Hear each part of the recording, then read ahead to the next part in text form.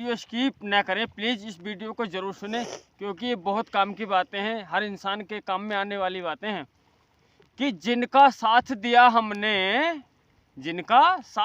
हमने वो हमसे किनारा करते हैं, वक्त की रही बड़ी महिमा वो घुट घुट यारो मरते हैं। यानी हमने जिनका साथ दिया वो हमसे किनारा करके चलते हैं। यानी हमने जो बसपा की जो सरकार आई उत्तर प्रदेश में, तो बसपा शासन काल में यानी किसी भी समाज को निराश नहीं किया गया, यानी सबको एक दोहरे से सबको राजी किया गया और जैसी जिसकी हैसियत थी उसको उसकी भागीदारी मिली।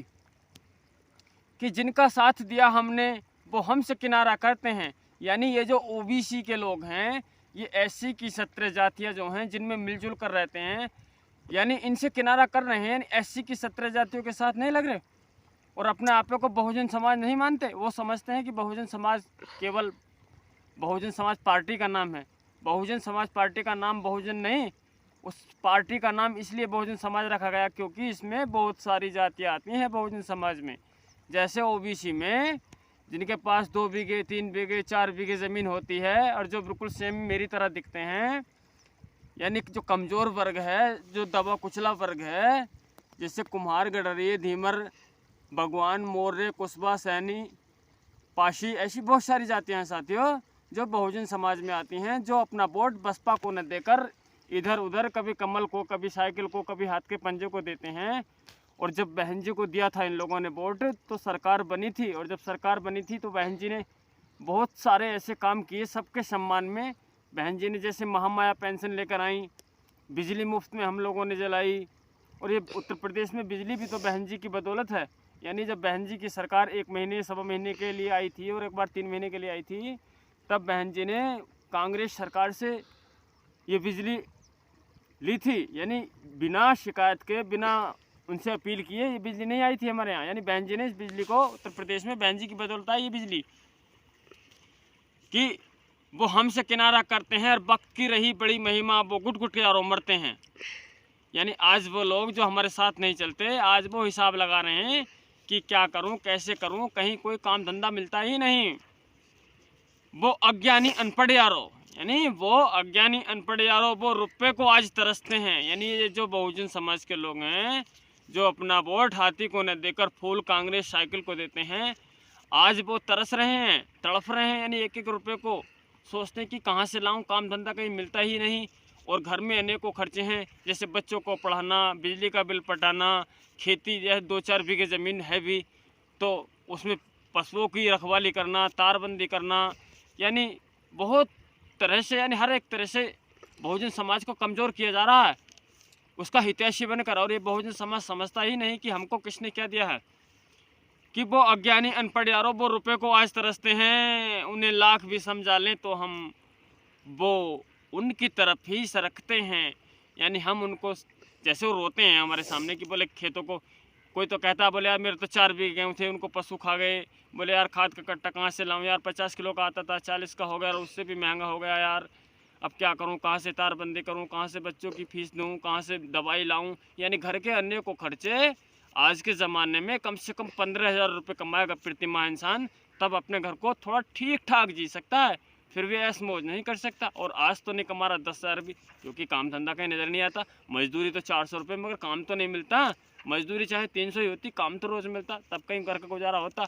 वो भी 300 में कुछ नहीं होता, 500 रुपये होनी चाहिए और वो भी रोज़ काम मिलना चाहिए, तब इंसान अपने बच्चों को थोड़ा उनको कपड़े पहना सकता है। जब भी अच्छे स्कूल में नहीं पढ़ा सकता 500 रुपये कमाने के बाद भी, कि उन्हें लाख भी समझा लें हम तो वो फिर भी उनकी तरफ चलते हैं। यानी हम उनको, जैसे वो रोते हैं, समझाते हैं कि बोले अपना वोट बहन जी को दे दो, बहन जी ने तो तुम्हारे लिए अच्छे काम किए हैं, बहन जी ने तो सर्व समाज को अच्छा काम किया है। जैसे बहन जी ने देखो काशीराम आवास देकर, यानी 2.5-3 लाख रुपए की कीमत का मकान देकर, चाहे वह जाट, गुजर, बनिया, चमार, भंगी, कुम्हार, गडरिया, धीमर, लोधी, माली कोई भी जाति का था, यानी बहन जी के शासनकाल में डीएम को आदेश दिया गया था कि जिसके पास ज़मीन नहीं, रहने के लिए घर नहीं, उसको 3 बीघे ज़मीन, और जिसके लिए जगह है और मकान नहीं उसके लिए कॉलोनी, और जिसके पास न ज़मीन है न घर है उसको काशीराम आवास। यानी बहन जी ने ये सब देकर, मुफ्त में बिजली जलवाकर, उत्तर प्रदेश को बिजली देकर जो सम्मान सब समाजों को किया, हिंदू मुस्लिम सिख ईसाइयों को, वो आज तक किसी ने नहीं किया।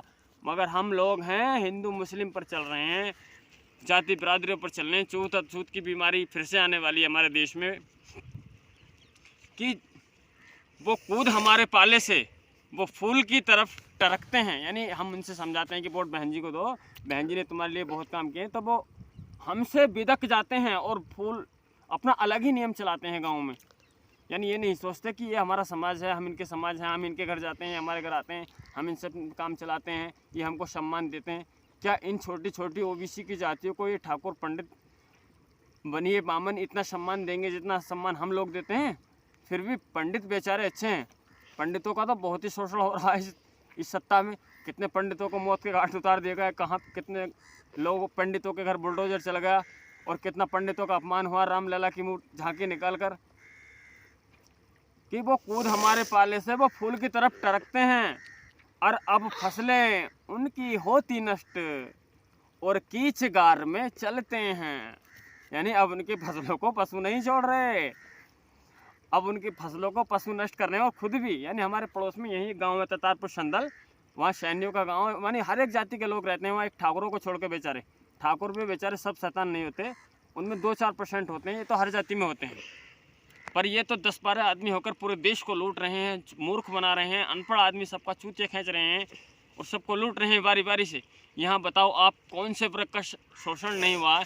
पंडितों का शोषण यहाँ होता है, जाटों का शोषण यहाँ होता है, गुजरों का शोषण यहाँ होता है, मुस्लिमों का शोषण यहाँ होता है, दलितों का शोषण यहाँ होता है।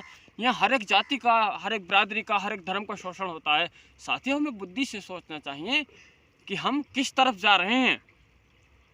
कि जब अब कीचगार में चलते हैं, अब जहाँ पहले सीसी रोड थे वहाँ कीचगार हो गए, उन रास्तों पे पानी भरने लगा है। तो हमें सोचना चाहिए कि हमको, और बहन जी ने तो किसानों को तो बहुत अच्छा साधन दिए थे। यानी कि उनकी फसलों को तो व्यापारी खेतों में से ले जाते थे 10-20 रुपये कम में, और आज व्यापारी के आगे पीछे भागना पड़ता है, महीनों में पेमेंट मिलता है। जब तो बहन जी की सत्ता थी, जब तो हाथों हाथ पैसे लो, पहले भी पैसे ले लो 50 रुपये प्रति क्विंटल कम से, यानी लेवी से 50 रुपये प्रति क्विंटल कम पे गाँव में ही पैसे ले लिया करते थे पैकारों से, व्यापारियों से, और घर बैठे फसल खरीदने आते थे। आज तो वो हमको देखने को भी नहीं मिलते। यानी अब मैं जो अपनी तरफ से कह रहा हूँ, यानी जिन मुसलमानों को हम मुसलमान के नाम से नफरत करते हैं, वो हम 17 जातियों के साथ हमेशा से रहे, बाबा साहब के ज़माने से रहे। यानी बाबा साहब को पार्लियामेंट में ले जाने का काम भी तो उन मुस्लिमों ने ही किया जिनसे आज हम नफरत करते हैं। हम चाहे किसी भी गाँव में रहते हैं, एससी समाज की 17 जो जातियाँ हैं, हमें हमेशा अपने मुस्लिम भाइयों को जो हमारे साथ मिलजुल कर रहते हैं उनसे भाईचारा बनाना चाहिए, उन्हें साथ में लेना चाहिए, क्योंकि उनकी बदौलत ही तो हम लोगों की लाज बची। अगर बाबा साहब पार्लियामेंट में न जाते, संविधान न लिखते, तो 26 जनवरी न मनाई जाती, हम लोग आज़ाद न होते। उसमें जब अंग्रेज़ों से आज़ादी हुई थी तो उसमें ये 15% लोगों को आज़ादी मिली थी। जो देश के 85% लोग थे उनको आज़ादी नहीं मिली थी, और जिनको आज़ादी बाबा साहब ने दी। मगर आज भी बाबा साहब को नहीं जानते। ओबीसी समाज तो बिल्कुल मानता ही नहीं, ओबीसी समाज तो मानता नहीं। और जबकि बाबा साहब ने उनको उनके रोज़गार और नौकरी, शिक्षा, यानी सब कुछ अधिकार बाबा साहब ने दिए। और उसके बाद मान्यवर काशीराम जी आ गए। मान्यवर काशीराम जी ने भी साहब बहुत बड़ा आंदोलन किया और बहुत कठिन संघर्ष करके बहन जी को साथ में लेकर जब एक बार सत्ता पूर्ण बहुमत की आई, तो बहन जी ने साबित करके दिखा दिया। यानी जाटों के गाँव में भी, पंडितों के गाँव में भी, गुजरों के गाँव में भी, त्यागियों के गाँव में भी, सब में सीसी रोड, कुम्हार गडरे, धीमर माली, इनको तो पेंशनें भी मिलती थी। मगर भूल गए ये लोग, इनको अच्छे दिन पसंद ही नहीं है। ये घुट घुट कर मरना चाहते हैं, ये नरक में रहना चाहते हैं, ये चाहते हैं कि फिर से हम गुलामी करें। कि जब भाई मुस्लिम की हो रहमत, यानी जिन भाई मुस्लिमों से हम नफरत करते हैं, जब उन भाई मुस्लिमों की रहमत हुई, जब भाई मुस्लिम की हुई रहमत, फिर मिलके उन पे बरसते हैं। यानी फिर दलित और मुस्लिम सरकार बनाते हैं गठजोड़ करके। तो फिर इन लोगों को भी बहन जी संसाधन, शिक्षा, यानी हर क्षेत्र में इनको भी आगे बढ़ाने का काम करते हैं। जबकि ये लोग वोट नहीं देते, और इनको देना चाहिए, क्योंकि बहन जी एक ऐसी लीडर हैं जो कभी न लोगों को मरवाती हैं, न कटवाती हैं, न झूठे प्रलोभन देती हैं, न लालच देती हैं। इसीलिए तो मैं बार बार कहता हूं कि बहन जी जैसा शासन साथियों कभी नहीं आएगा। इस बार 24 में बहन जी को पीएम बनाएं, कि जब भाई मुस्लिम की हो रहमत, फिर मिल के उन पर बरसते हैं। जब पड़े काम उनका यारो वो हमारी तरफ टरकते हैं। यानी जब इन ओबीसी समाज वालों का काम पड़ता है तो हमारी बस्तियों में आते हैं, हमारे घर आते हैं, हमें लुभा के ले जाते हैं। मगर वोट हमको नहीं देते। वोट को ये कहते हैं कि मोदी जी को देंगे, मन कि मोदी जी को दोगे, मोदी जी ने तुम्हारे लिए करा क्या है मूर्खो, तुम्हें तो मोदी जी ने बहुत पीछे पहुंचा दिया है, मगर तुम्हारा हिंदू वाला नशा कब उतरेगा। कहते हैं भैया हमें गुलामी करनी है, मन की करनी है तो ठीक है। और साथियों हाँ, आपको हमारी ये पंक्तियाँ पसंद आई हैं तो वीडियो को लाइक करें और अभी कमेंट करके बताएं कि आपको ये पंक्तियाँ कैसी लगी। और हाँ साथियों, आपने हमारे चैनल को भी सब्सक्राइब नहीं किया तो प्लीज़ चैनल को सब्सक्राइब करें और बेल को प्रेस करें, घंटे को प्रेस करें, ताकि आने वाले वीडियो हम आप तक पहुंचा सकें। और साथियों चलते हैं, जय भीम, जय भारत, जय हिंद।